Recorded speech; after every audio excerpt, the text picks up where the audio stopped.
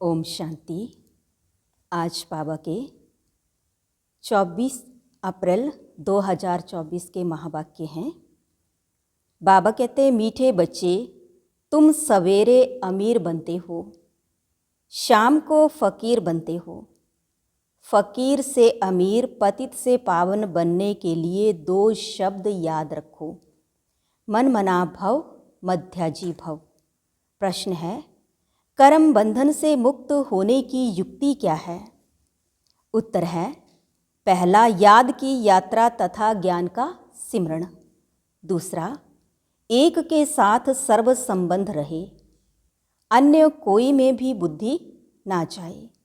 तीसरा, जो सर्वशक्तिमान बैटरी है उस बैटरी से योग लगा हुआ हो, अपने ऊपर पूरा ध्यान हो, दैवी गुणों के पंख लगे हुए हों तो कर्म बंधन से मुक्त होते जाएंगे। ओम शांति। बाप ने बैठ समझाया है। यह है भारत के लिए कहानी। क्या कहानी है? सुबह को अमीर है, शाम को फ़कीर है। इस पर एक कहानी है। सुबह को अमीर था। यह बातें तुम जब अमीर हो तब नहीं सुनते हो। फ़कीर और अमीर की बातें तुम बच्चे संगम युग पर ही सुनते हो। यह दिल में धारण करना है। बरोबर भक्ति फ़कीर बनाती है, ज्ञान अमीर बनाता है। दिन और रात भी बेहद का है। फ़कीर और अमीर भी बेहद की बात है और बनाने वाला भी बेहद का बाप है। सभी पतित आत्माओं के लिए एक ही बैटरी है पावन बनाने की। ऐसे ऐसे टोटके याद रखो तो भी खुशी में रहेंगे। बाबा कहते हैं, बच्चे, तुम सवेरे अमीर बन जाते हो, फिर शाम को फ़कीर बन जाते हो। कैसे बनते हो यह भी बाप समझाते हैं। फिर पतित से पावन, फ़कीर से अमीर बनने की युक्ति भी बाप ही बतलाते हैं। मन मना भव, मध्याजी भव, यही 2 युक्तियां हैं। यह भी बच्चे जानते हैं, यह पुरुषोत्तम संगम युग है। तुम जो भी यहाँ बैठे हो, गारंटी है तुम स्वर्ग के अमीर जरूर बनेंगे, नंबरवार पुरुषार्थ अनुसार। स्कूल में भी ऐसे होता है, नंबरवार क्लास ट्रांसफ़र होता है। इम्तिहान पूरा होता है तो फिर नंबरवार जाकर बैठते हैं। वह है हद की बात और यह है बेहद की बात। नंबरवार रुद्र माला में जाते हैं। माला अथवा झाड़, बीज तो झाड़ का ही है। परमात्मा फिर मनुष्य सृष्टि का बीज है। यह बच्चे जानते हैं कि झाड़ कैसे वृद्धि को पाता है। बीज तो झाड़ का ही है। पुराना कैसे होता है आगे यह तुम नहीं जानते थे। बाप ने आकर समझाया है। अभी यह है पुरुषोत्तम संगम युग। अभी तुम बच्चों को पुरुषार्थ करना है, दैवी गुण के पंख भी धारण करने हैं, अपने ऊपर पूरा ध्यान देना है। याद की यात्रा से ही तुम पावन बनेंगे और कोई उपाय नहीं। बाप जो सर्वशक्तिमान बैटरी है उनसे पूरा योग लगाना है। उनकी बैटरी कभी ढीली नहीं होती। वह सतो रजो तमो में नहीं आते, क्योंकि उनकी सदा कर्मातीत अवस्था है। तुम बच्चे कर्म बंधन में आते हो। कितने कड़े बंधन हैं। इन कर्म बंधनों से मुक्त होने का एक ही उपाय है, याद की यात्रा। इसके सिवाय और कोई उपाय नहीं। जैसे यह ज्ञान है, यह भी हड्डियां नरम करता है, यूं तो भक्ति भी नरम बनाती है। कहेंगे यह बेचारा भक्त आदमी है, इसमें ठगी आदि कुछ भी नहीं है। परंतु भक्तों में ठगी भी होती है। बाबा अनुभवी हैं। आत्मा शरीर द्वारा धंधाधोरी करती है तो इस जन्म का भी सब कुछ स्मृति में आता है। 4-5 वर्ष की आयु से अपनी जीवन कहानी याद रहनी चाहिए। कोई 10-20 वर्ष की बात भी भूल जाते हैं। जन्म जन्मांतर का नाम रूप तो याद नहीं रह सकता, एक जन्म का तो कुछ बता सकते हैं। फोटो आदि रखते हैं, दूसरे जन्म का तो पता नहीं रह सकता। हर एक आत्मा भिन्न नाम रूप देश काल में पार्ट बजाती है। नाम रूप सब बदलता रहता है। यह तो बुद्धि में है कैसे आत्मा एक शरीर छोड़ दूसरा लेती है। जरूर 84 जन्म, 84 नाम, 84 बाप बने होंगे। अंत में फिर तमो प्रधान संबंध हो जाता है। इस समय जितने संबंध होते हैं उतने कभी नहीं होते हैं। कलयुगी संबंधों को बंधन ही समझना चाहिए। कितने बच्चे होते हैं, फिर शादी करते हैं, फिर बच्चे पैदा करते हैं। इस समय सबसे जास्ती बंधन है चाचे मामे काके का। जितने जास्ती संबंध उतने जास्ती बंधन। अखबार में पढ़ा 5 बच्चे इकट्ठे जन्मे, 5 ही तंदुरुस्त हैं। हिसाब करो कितने ढेर संबंध बन जाते हैं। इस समय तुम्हारा संबंध सबसे छोटा है। सिर्फ एक बाप से सर्व संबंध हैं। दूसरा कोई से भी तुम्हारा बुद्धि योग नहीं है सिवाय एक के। सतयुग में फिर इससे जास्ती हैं। हीरे जैसा जन्म तुम्हारा अभी है। हाईएस्ट बाप बच्चों को एडॉप्ट करते हैं। जीते जी गोद में जाना वर्षा पाने के लिए सो अभी ही होता है। तुम ऐसे बाप की गोद में आए हो जिससे तुमको वर्षा मिलता है। तुम ब्राह्मणों से ऊंच कोई है नहीं। सबका योग एक के साथ है। तुम्हारा आपस में भी कोई संबंध नहीं। बहन भाई का संबंध भी गिरा देता है। संबंध एक से होना चाहिए, यह है नई बात। पवित्र होकर वापिस जाना है। ऐसे ऐसे विचार सागर मंथन करने से तुम बहुत रौनक में आएंगे। सतयुगी रौनक और कलयुगी रौनक में रात दिन का फर्क है। भक्ति मार्ग के समय है ही रावण का राज्य। पिछाड़ी में साइंस का घमंड भी कितना होता है। जैसे सतयुग से भेंट करते हैं। एक बच्ची ने समाचार लिखा कि हमने प्रश्न पूछा स्वर्ग में हो या नरक में हो, तो 4-5 ने कहा हम स्वर्ग में हैं। बुद्धि में रात दिन का फर्क पड़ जाता है। कोई समझते हैं हम तो नरक में हैं, फिर उनको समझाना पड़ता है स्वर्ग में जाना चाहते हो, स्वर्गवासी बनना चाहते हो। स्वर्ग कौन स्थापन करते हैं? यह बहुत मीठी मीठी बातें हैं। तुम नोट करते हो, परंतु वह कॉपी में ही नोट्स रह जाते हैं, समय पर याद नहीं आते। अब पतित से पावन बनाने वाला परमपिता परमात्मा शिव है। वह कहते हैं माँ मेकम याद करो तो पाप कट जाएंगे। याद में कोई तो आमदनी होगी ना। याद की रस्म अब निकली है।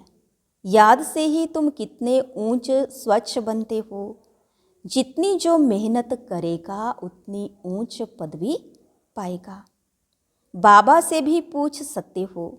दुनिया में तो संबंध और जायदाद के पीछे झगड़े ही झगड़े हैं। यहाँ तो कोई संबंध नहीं, एक बाप दूसरा ना कोई। बाप है बेहद का मालिक। बात तो बड़ी सहज है। उस तरफ है स्वर्ग और इस तरफ है नरक। नरकवासी अच्छे या स्वर्गवासी अच्छे? जो सयाने होंगे वह तो कहेंगे स्वर्गवासी अच्छे। कोई तो कह देते हैं नरकवासी और स्वर्गवासी।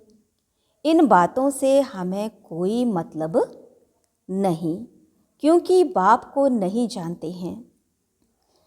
कोई फिर बाप की गोद से निकल माया की गोद में चले जाते हैं। वंडर है ना। बाप भी वंडरफुल तो ज्ञान भी वंडरफुल, सब वंडरफुल। इन वंडर्स को समझने वाला भी ऐसा चाहिए जिसकी बुद्धि इस वंडर में ही लगी रहे। रावण तो वंडर नहीं है, ना उनकी रचना वंडर है। रात दिन का फर्क है। शास्त्रों में लिख दिया है, काली दह में गया सर्प ने डसा काला हो गया। अब तुम अच्छी रीति यह सब समझा सकते हो। श्री कृष्ण के चित्र को कोई उठाकर पढ़े तो रिफ्रेश हो जाए। 84 जन्मों की कहानी है, जैसे श्री कृष्ण की वैसे तुम्हारी। स्वर्ग में तो तुम आते हो ना, फिर त्रेता में भी आते रहते हैं, वृद्धि होती रहती है। ऐसे नहीं, त्रेता में जो राजा होते हैं वह त्रेता में ही आएंगे। पढ़े के आगे अनपढ़े को भरी ढोनी पड़े। यह ड्रामा का राज बाबा ही जान सकते हैं। अब तुम जानते हो, तुम्हारे मित्र संबंधी आदि सब नरकवासी हैं।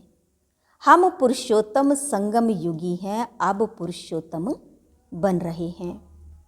बाहर के रहने और यहाँ 7 रोज आकर रहने में बहुत फर्क पड़ जाता है। हंसों के संग से निकल बगलों के संग में जाते हैं। बहुत बिगाड़ने वाले भी हैं।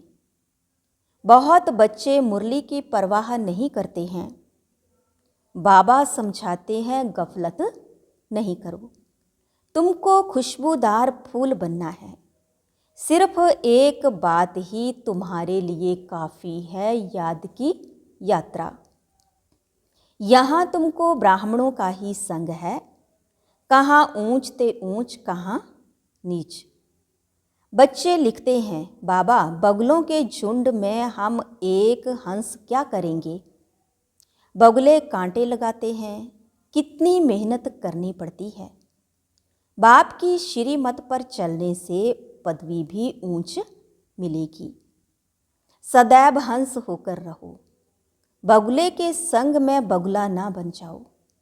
गायन है आश्चर्यवत सुनंती कथंती भागंती। थोड़ा भी ज्ञान है तो स्वर्ग में आएंगे, परंतु फर्क रात दिन का पड़ जाता है।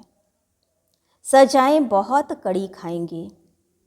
बाबा कहते, मेरी मत पर ना चल, पतित बने तो 100 गुना दंड पड़ जाता है, फिर पदवी भी कम हो जाती है।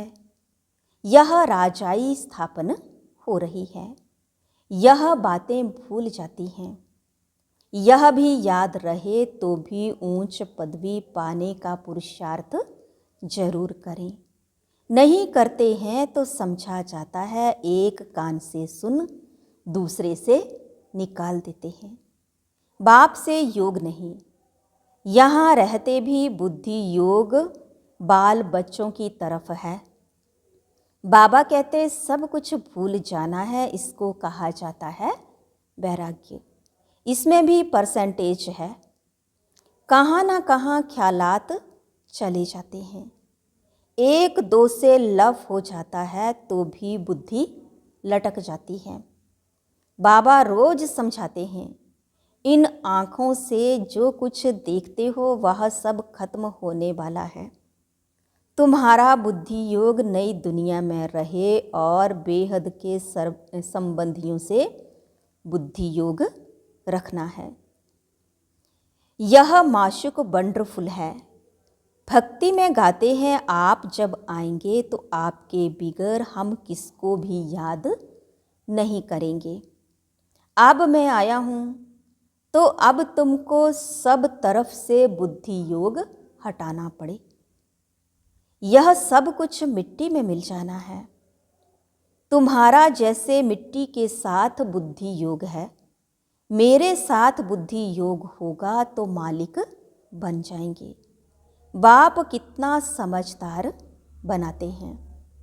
मनुष्य नहीं जानते कि भक्ति क्या है और ज्ञान क्या है। अब तुमको ज्ञान मिला है, तब तुम भक्ति को भी समझते हो। अब तुमको फीलिंग आती है कि भक्ति में कितना दुख है। मनुष्य भक्ति करते हैं, अपने को बहुत सुखी समझते हैं, फिर भी कहते हैं भगवान आकर फल देंगे। किसको और कैसे फल देंगे वह कुछ भी नहीं समझते। अब तुम जानते हो बाप भक्ति का फल देने आए हैं। विश्व की राजधानी का फल जिस बाप से मिलता है, वह बाप जो डायरेक्शन देते हैं उस पर चलना पड़े। उनको कहा जाता है ऊंचे ते ऊंची मत। मत मिलती तो सबको है, फिर कोई चल सके कोई चल ना सके। बेहद की बादशाही स्थापन होनी है। तुम अभी समझते हो हम क्या थे, अब हमारी हालत क्या है। माया एकदम खत्म कर देती है। यह तो जैसे मुर्दों की दुनिया है। भक्ति मार्ग में तुम जो कुछ सुनते थे वह सब सत सत करते थे, लेकिन तुम जानते हो कि सच तो एक बाप ही सुनाते हैं। ऐसे बाप को याद करना चाहिए। यहाँ कोई बाहर वाला बैठा हो तो उनको कुछ भी समझ में नहीं आएगा। कहेंगे यह तो पता नहीं क्या सुनाते हैं। सारी दुनिया कहती है परमात्मा सर्वव्यापी है और यह कहते हैं वह हमारा बाप है। कांध से ना करते रहेंगे, तुम्हारे अंदर से हाँ हाँ निकलती रहेगी। इसलिए नए कोई को अलाउ नहीं किया जाता है। अच्छा, मीठे मीठे सिकिलधे बच्चों प्रति माता पिता बाप दादा का याद प्यार और गुड मॉर्निंग। रूहानी बाप की रूहानी बच्चों को नमस्ते। रूहानी बच्चों की रूहानी बाप दादा को दिल बा जान सिकवा प्रेम से नमस्ते। ओम शांति। धारणा के लिए मुख्य सार है।